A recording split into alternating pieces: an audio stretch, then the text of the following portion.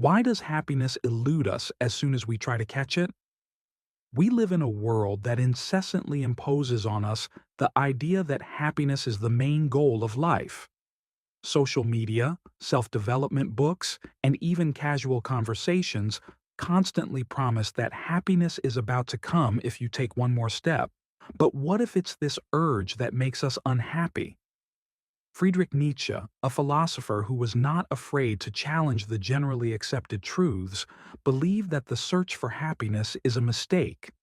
In his opinion, the driving force of our lives is not pleasure at all, but power. But not the kind of power that consists in dominating others, but the power over oneself. The ability to overcome difficulties, grow, and go beyond their capabilities. And here's the paradox. When we stop chasing happiness, it comes by itself. Happiness becomes a natural consequence of a life full of meaning and overcoming. Now think about it. How often does the modern world teach us to avoid any discomfort? We crave shortcuts to success, avoid suffering, and seek easy solutions to complex problems. However, Nietzsche saw suffering not as an evil that needed to be eliminated, but as the inevitable price for achieving greatness. He compared happiness to the shadow that follows us when we boldly face the challenges of life. To understand how Nietzsche linked happiness with the concept of power, you need to delve into his key idea, the will to power. But this is not what we often understand by this term, not control over others or the pursuit of wealth. It is a deeper inner impulse, a force that pushes us to grow, overcome difficulties, and become stronger. Nietzsche believed that the will to power is the very essence of life, a hidden energy that turns our trials into opportunities for growth. In this context, happiness is not an end goal, but a side effect. This is the feeling that arises after overcoming difficulties, the joy of defeating yourself, the quiet pride that you have become better than you were yesterday. Let's compare this with the way we think today. We are surrounded by a flood of calls to be happy here and now, as if happiness is a commodity that can be purchased instantly. Nietzsche saw in this aspiration a weakness, an attempt to escape from a genuine life that requires effort, struggle, and sacrifice. He argued that avoiding discomfort is a rejection of growth. And this is the main paradox of our time. Nietzsche challenges this obsession with happiness and suggests an alternative path, difficult, but offering something deeper and more present than fleeting joys. We live in an era where happiness has become a must. Social media is overflowing with smiles, pictures from the perfect vacation, and inspirational quotes that tell us that life only makes sense in moments of happiness. However, this pressure to appear happy rather than be happy drives us into a trap. The more we chase after this ideal, the more empty we feel. And this is not only a cultural problem, but also a psychological one. Research confirms that the constant pursuit of happiness can cause anxiety, depression, and feelings of inferiority. After all, if everyone has an ideal life, then why do I feel wrong? The modern obsession with happiness turns life's natural difficulties into crises. We are taught to avoid pain, to smooth out conflicts, to hide from problems, all for the sake of the illusion of permanent well-being. Nietzsche saw this trap long before it engulfed the world. For him, happiness did not consist in comfort or the absence of suffering. On the contrary, true joy comes in moments of overcoming, when we face chaos and become stronger. According to Nietzsche, life follows the principle that the more we challenge it, the more it gives us. Modern society has moved far away from such ideas. We avoid discomfort, strive for easy solutions, and turn the search for happiness into an endless race. But where does it lead us? The result is obvious. An entire generation feels that something important is missing, but cannot figure out what it is. Nietzsche suggests taking a deeper look. What if we're just looking in the wrong direction? His understanding of power has nothing to do with the thirst for control that corrupts politicians or fuels corporate greed. For Nietzsche, real power begins from within, not from without. It's about the ability to surpass yourself, turn weaknesses into strengths, face fear, and grow through overcoming. Real strength comes from fighting. Remember the moments when you coped with difficulties that seemed insurmountable.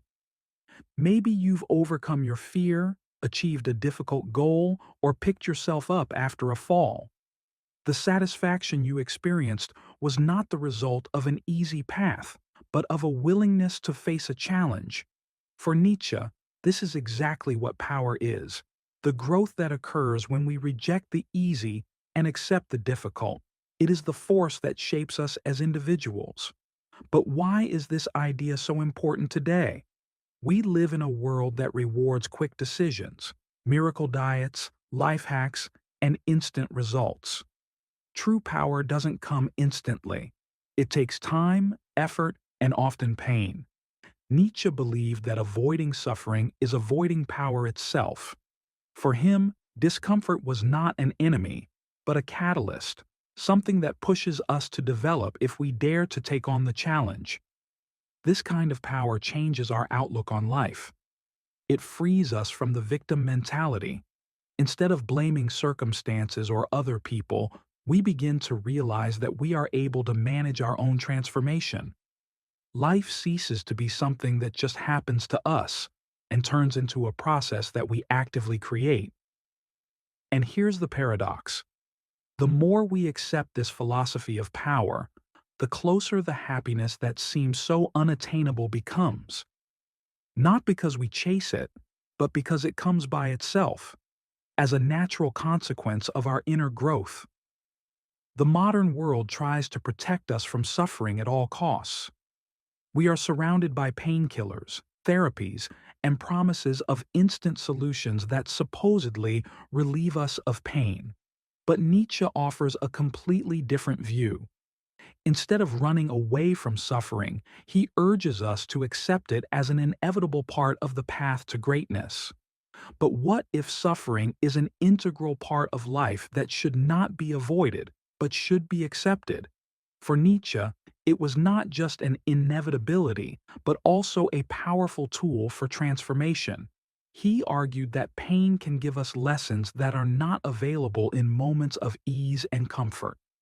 When we face difficulties, we have a chance to develop resilience, gain inner strength, and gain a deeper understanding of ourselves. What we call suffering often turns out to be a hidden opportunity for growth. This does not mean that we should strive for suffering for its own sake, but realizing its value can change our perception of life. Remember the moments of crises in your life. Didn't they become the starting point for important changes? Pain forces us to rethink our priorities, redefine our goals, and find resources within ourselves that we didn't even know we had. Nietzsche believed that overcoming suffering brings us closer to our true selves. It opens access to a depth of strength and satisfaction that cannot be experienced by avoiding challenges. In this sense, suffering is like a fire that purifies metal, hardening our soul. By accepting this point of view, we stop perceiving difficulties as punishment. We stop being victims of circumstances and become the heroes of our story, turning pain into an instrument of power. This transformation is what Nietzsche called true power. Through it, we find happiness as a natural consequence of our efforts and achievements. Overcoming is the central theme of his philosophy, which is deeply connected with understanding the power and meaning of life. For Nietzsche, greatness is measured not by wealth or status, but by the ability to rise above one's own limitations, go beyond the usual, and gain control over one's destiny.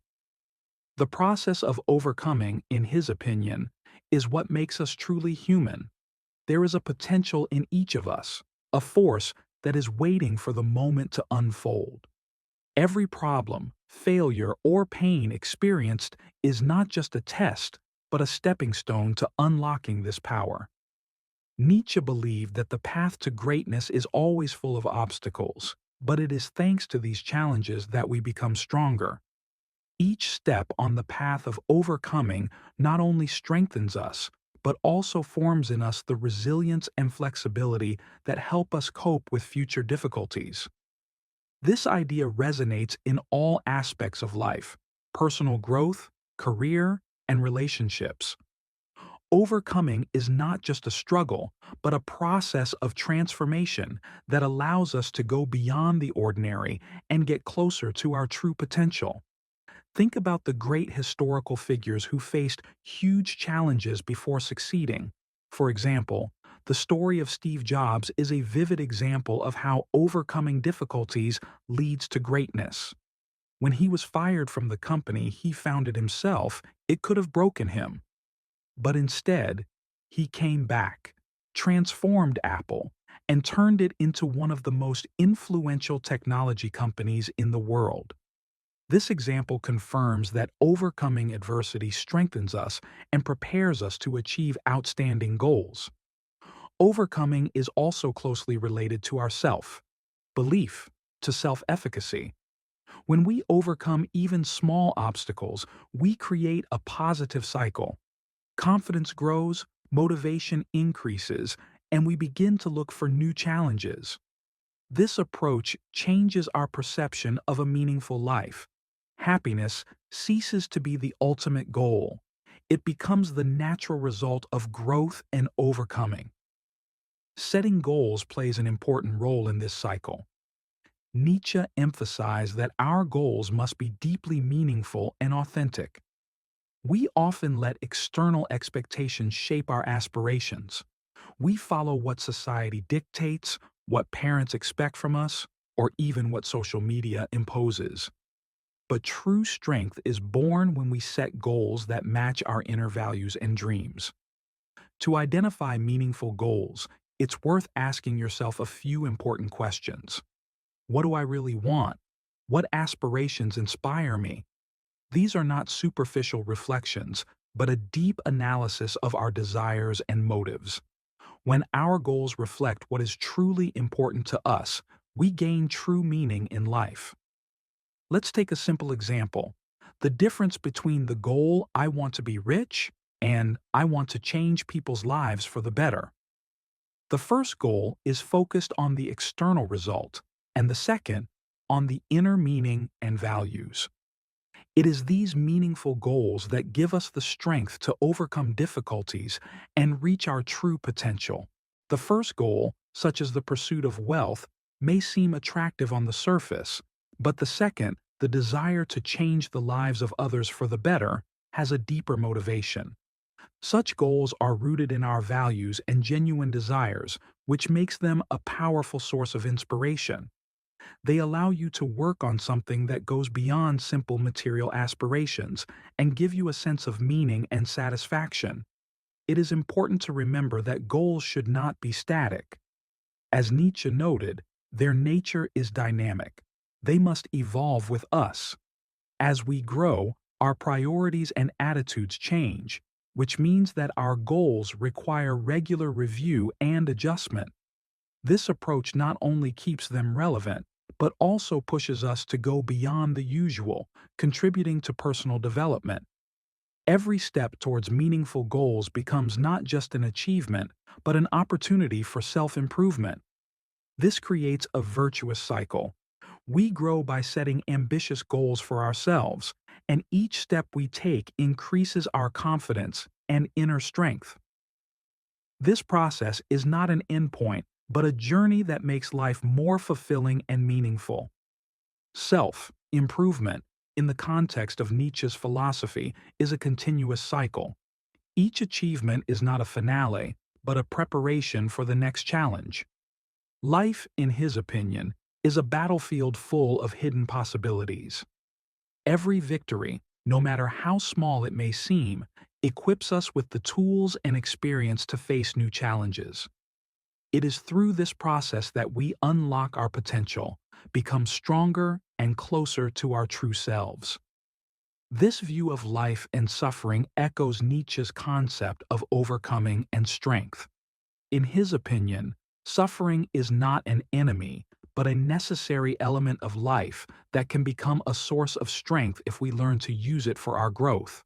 This changes our view of difficulties. They no longer become barriers for us, but become opportunities for self-discovery and self-improvement. Suffering not only motivates us, but also unites us with other people. In our experiences, we find a common language with those who also face pain. This creates deeper connections and understanding that bring satisfaction. Therefore, suffering ceases to be a solitary process and becomes part of the overall human experience. It is through overcoming that we gain the strength and inner harmony that leads to happiness. This happiness is not in the search for a state of contentment itself, but in the process of self-overcoming and achieving a goal. In this context, happiness becomes a side effect, the result of us developing and growing. Thus, true happiness is not the achievement of an ultimate goal, but the continuation of the path to self-improvement. When we change our perspective on suffering and difficulties, we begin to perceive them as opportunities rather than obstacles. With each step we take, we become stronger and more able to cope with new challenges. This philosophy of Nietzsche teaches us that strength and happiness go hand in hand. In a world where we are often taught that happiness is the absence of pain and fear, Nietzsche suggests another way. True happiness comes through accepting pain, overcoming difficulties, and becoming stronger. And it is through this path that we discover a deeper meaning of life, full of new possibilities and inner strength.